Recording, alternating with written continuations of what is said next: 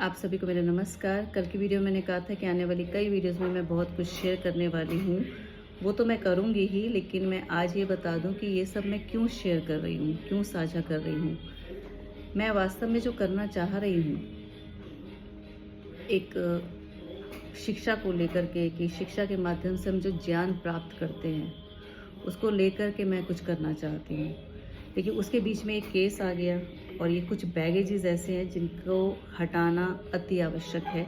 और कहीं न कहीं हर व्यक्ति कुछ न कुछ बातों में इसी तरह की चीज़ों में जूझ रहा है। और गत 3 वर्षों में मैंने ये ध्यान दिया, जो मुझे समझ में आया कि जो डोमेस्टिक वायलेंस के केसेस होते हैं, वो ज़्यादातर सब कहते हैं कि झूठे होते हैं। तो जो झूठे केसेस होते हैं, वो लोग ज़्यादा कॉन्फिडेंट होते हैं क्योंकि वो प्लान्ड वे में करते हैं। उन्हें कोई परेशानी नहीं होती है, संकुचाहट नहीं होती इस तरह की।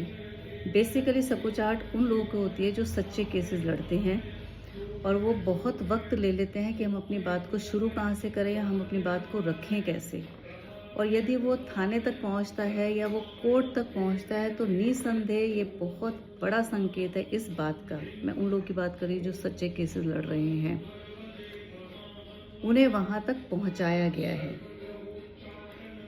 उन्होंने बड़े प्रयास किए होंगे कि हम यहाँ तक ना पहुँचे। जैसे मैं अपना ही उदाहरण दे रही हूँ कि इतने वर्षों तक आप चुप रहे, चीज़ें मैनेजेबल होंगी, शायद कोई इनिशिएटिव लेगा या कुछ भी है। और मेरे जीवन में तो मुझे इन 3 सालों में निसंदेह मैं बहुत परेशान हुई हूँ, हर तरीके से परेशान हुई हूँ। लेकिन जैसे मेरी आदत है कि हर चीज़ में से कुछ सकारात्मक उठा लो। माँ भगवती की कृपा से उन्होंने मेरे अंदर ये इनबिल्ट करके भेजा है कि मैं ऑप्टिमिस्टिक हूँ।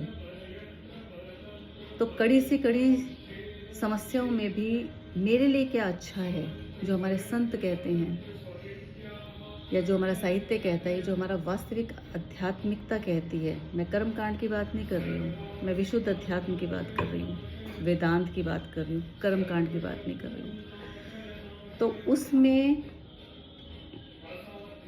जितने भी संघर्ष होते हैं, वो सब आपके अच्छे के लिए होते हैं। कहने सुनने में बड़ा अच्छा लगता है, लेकिन उस पर चलना और उसमें रहना और उसमें पल पल श्वास को महसूस करना कठिन होता है। तो मैं बात कर रही हूँ कि जो लोग सच्चे केसेस लड़ते हैं, उन्हें बहुत तकलीफ होती है। उन्हें समझ नहीं आता कि कहाँ से शुरू करें। और यदि वो, वही मैंने कहा, थाने तक पहुँचे या कोर्ट तक भी पहुँच गए, और जैसा मैंने बताया कि 2.5 साल में जिनका मैंने नाम लिया है, वो घर में ही रहते हैं, ग्राउंड फ्लोर पर ही रहते हैं, और इंटरेक्शन मेरे हस्बैंड के साथ उनका अच्छा खासा है। मैंने भी अभी 2 साल से उनसे बंद किया है, जब लगा कि ये कहीं ना कहीं मेरे लिए ही नुकसान का कारण हो जाएगा, क्योंकि ये लोग कहीं ना कहीं से मैनिपुलेट कर जाएंगे आपको। क्योंकि यदि आप फ्लेक्सिबल नेचर के हो, आप माइल्ड नेचर के हो, तो लोग आपको बड़ा बेवकूफ़ बनाते हैं। आपकी सच्चाई, आपकी निश्चलता, आपका अच्छा आचरण, सामाजिक लोग उससे काफ़ी हद तक लाभ उठाते हैं।